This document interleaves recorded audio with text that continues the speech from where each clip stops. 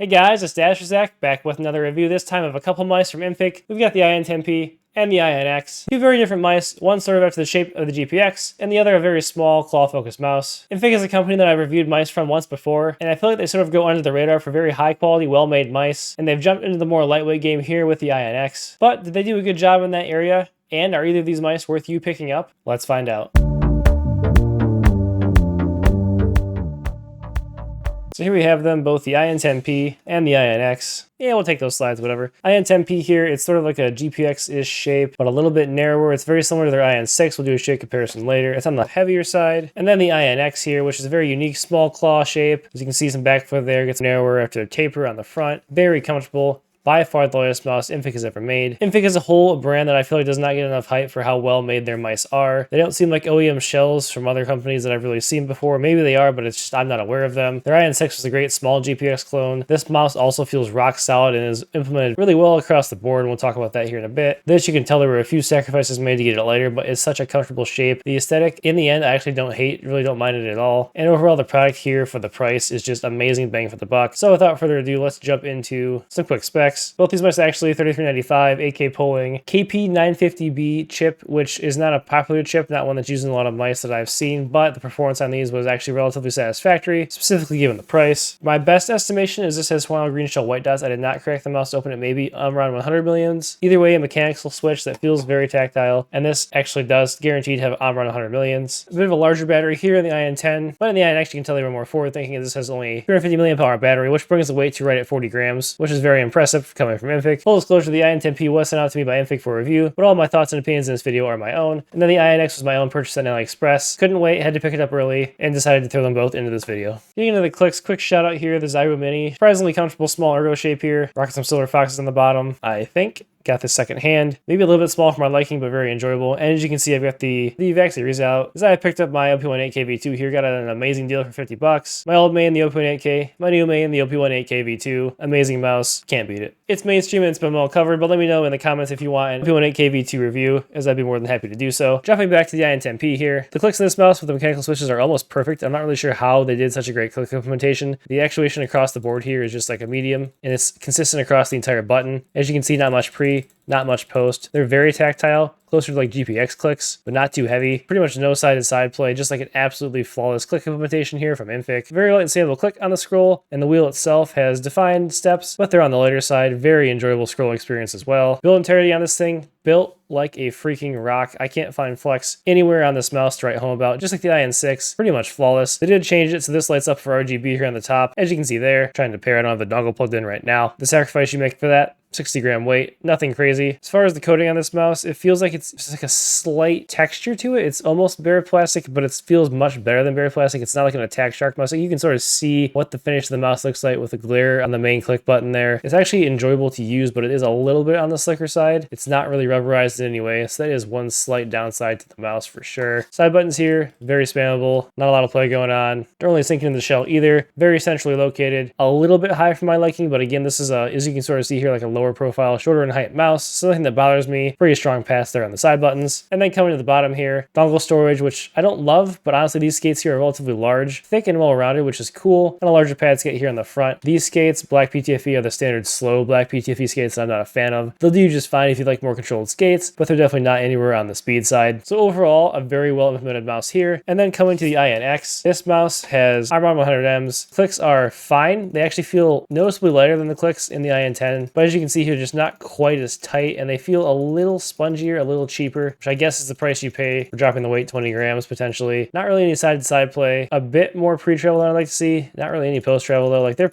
plenty spammable, but they're just not good as on-runs as far as the rebound. They're not very satisfying to click. They're just kind of there. A little bit heavier here at the top, but again, a pretty consistent implementation across the entire buttons. The clicks on this, just kind of fine out of 10. That's not the main attraction here. The scroll wheel here, exactly the same as the IN10P. Very, very satisfying to use. No complaints on my part. Side buttons are at a good height and again, very centrally located. So if you grip further far ahead, this actually may be harder to reach this back button here, but it is a smaller mouse. So again, might not be a problem. They feel very similar to the IN10P, even a little bit lighter and more spammable, but a little sacrifice. They do sink slightly further into the shell here. Again, probably due to the weight considerations. Overall, pretty well implemented. Not really any complaints from me in game or in use. Coating, a little bit smoother, like it's slightly rubberized. It's a little bit better on this this mouse. They just made every aspect of this mouse a little bit better, except for the clicks aren't quite as good. So actually a really, really strong improvement as we continue talking about the implementation of this mouse here. Coming to the bottom, no dongle storage. I do wish that they had just cut a skate across here, but this is actually a decently large skate, sort of GPX-like. These again, thick, well-rounded black PTFE, but these are about twice as fast in my estimation as these skates. These skates I actually don't have an issue with. I would not want to replace them. They're totally fine. And something to note here, this is a little bit thicker than like some of those cheap thin skates on like an Ajaz mouse. So any dots you get should fit completely fine in the skate track, which is also a big plus. Build integrity on this, again, you can tell they made sacrifices. There was some side flex there if you push a noticeable amount on both sides of the mouse.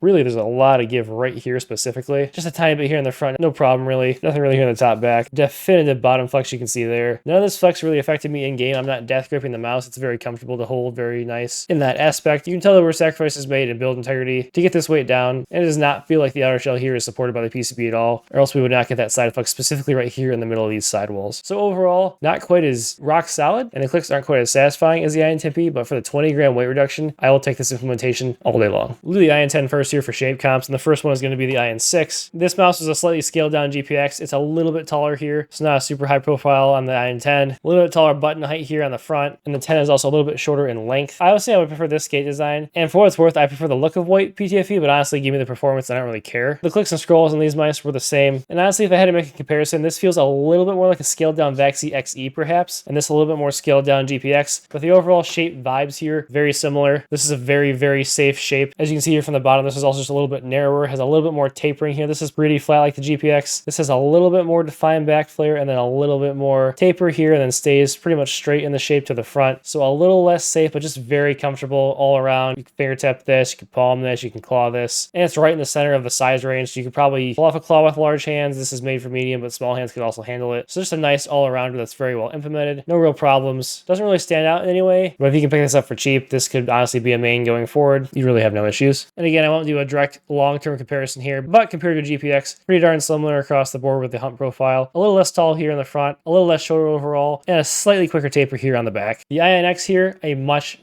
more interesting shape. You can see a strong back flare here, which reminds me of the back flare on like this M800 Mini here, which is the Razer Viper Mini clone, but we don't taper in quite as much, and then it stays narrow in the front, does not flare back out here. Hitscan Hyperlight, another mouse that I wanted to do a more in-depth comparison with. The Hyperlight honestly has very noticeably low click height in the front, not quite the same here on the INX. Both of these mice though, very narrow, about the same on the width. You can see really in this picture here though how far back those side buttons are on this mouse, and they're just much more forward on the Hyperlight. And then the shape here very much apparent in the difference on the bottom. Again, the Hyperlight very safe, very flat sides, not a lot of back flare, very defined back flare here on the INX. But the thing about the INX that really stands out to me, like I said before, really nice hit flare, feels great in your hand, great for claw, which again I also think that this tapering here is really nice, but for me the narrower the front of the mouse could be the better, which is what always draws me to the OP1. And honestly, as you can see here, some shape similarities, at least from the bottom profile to the OP1. A little bit more back flare, a little bit more taper, but the OP1 does get a little bit narrower here in the front. And then it's actually a relatively tall hump here on the INX, which makes it again very comfortable for claw. It offers a little bit more support here in the top middle. You can see this little ridge here does exist. I actually do feel that when gripping the mouse, and I do like that. It's just sort of a unique aspect. It could bother you, so do keep that in mind. But overall, this is a small, comfortable claw shape at 40 grams that I felt super locked in with when playing Kovacs. Like really enjoyed my time on this. The main drawbacks of the mouse, I would say, are the less than satisfying 100Ms in the main clicks. Were I to main this going forward, I would definitely swap those out for maybe blue shell pink dots, or mess around with Armor and Opticals, because yes, you can put Armor and Opticals in any mouse. Check out Manflanegy's channel for more information. But honestly, good scroll wheel, good side buttons, good skates, good shape, decent clicks, and I got this mouse for under $40. This is an absolute go for me. Actually, that's for $37 on AliExpress after coupons. I had 15% cash back. We're talking low 30s here for this mouse, and the value honestly for me is more like the $60 to $70 range. Like it's almost up to a Cyrox value. I would say it's a tier below Cyrox for two reasons. The coating is lacking and the clicks just aren't as satisfying. If you give us a better coating and put Omrons in it, this could be like endgame mouse, endgame shape for me. And actually at half the price of a Cyrox, amazing value. This company is being overlooked. This mouse is being overlooked. It deserves more attention, and I would encourage you to check it out if you are someone who loves small claw mice and doesn't like trying a brand that's lesser known. So here we have the Inphic software, not a web driver, only this desktop driver. It does appear to be custom of some sort. It doesn't look like a a sort of reskin of other software, at least from what I can tell, and it functions just fine. You can set macros. Performance-wise, we have pulling, sleep, debounce. Do note that the bounce minimum is 4 milliseconds, so that's actually kind of a drawback there. I mean, in reality, it doesn't make a huge difference in click latency. You're going to be fine, but you cannot get that down to 0 for what it's worth as of right now. I did a majority of my testing on 2K hertz, but up to 8K hertz is available, and you also have the rest of the settings you'd expect here. So not a ton to write home about, except for taking note of that debounce time. Okay, strike that. I actually just remember there is a WebDriver, but the download was noted as suspicious, so I didn't actually test it out before this point. It looks like the file is just not signed, so in the theory, it is okay, but honestly, I recommend just using the desktop driver because this is the exact same interface just on the web. My only hope was that potentially you could take the debounce below 4 milliseconds here, but you cannot. So I would just stick to the desktop driver unless you like playing with Fire like I did for this video, in which case go ahead and download those files, refresh your browser, and you will get a WebDriver. I did use slightly more extensive testing both in Kovacs as well as in MouseTester with these mice just to make sure that they were up to par as far as the non-standard MCU, and I did get some interesting results. I'll just talk about them real quickly. I did a little bit more testing here on the INX. The 1K results, very good. The 2K results, not concerning at all. When you get to 4 and 8K on both of these mice though, I would just stay away. There were some really odd off-scheduled pulls, some really just weird patterns as far as the update interval went, and just the overall results in MouseTester were not super promising for 4 and 8K. I don't think it'll be a deterrent to most people, honestly, as I'm not really sure who I would recommend playing on more than 2K pulling rate anyway. And if you stay on 1K hertz, you have an absolute rock solid implementation. But I did find some issues at 4 and 8K, like I said, which doesn't surprise me given the MCU and the lack of a long track record with higher pulling rates for Inphic. I would like to see a move to like a Nordic MCU in the future. I don't think that would raise the price of the mouse too much, but it would require a separate firmware solution, so I do understand them sticking with what they have for the internals.